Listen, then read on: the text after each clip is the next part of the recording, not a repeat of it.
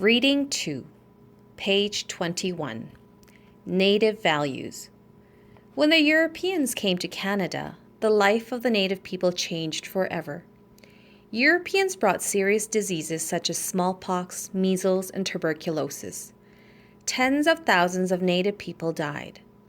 When the Europeans started colonies in the Atlantic provinces and central Canada, farming became important. Indians were forced off their land and onto small reserves, land for natives' use only. For many years, Native people have been unhappy with the way Europeans treated them. They want agreements that will give them the land that they feel belongs to them. Losing people to disease and losing land to the Europeans were not the only problems faced by the Native people.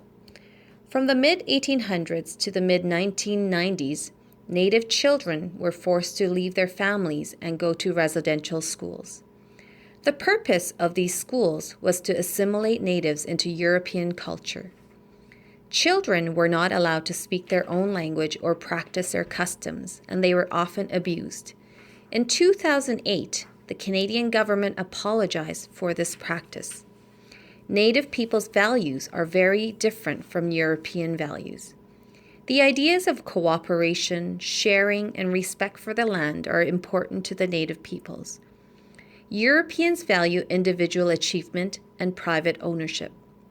Today, Native people face many serious social problems, including discrimination, poor education, alcoholism, and high unemployment. There are some people who have a stereotyped idea about Native people.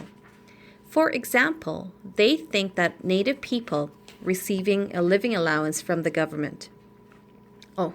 For example, they think that all Native people receive a living allowance from the government. In fact, many Native people do not receive a living allowance or any other government assistance. Native people in cities and on reserves are trying to get better control over their lives. They want to solve their problems, and many would like to have self-government.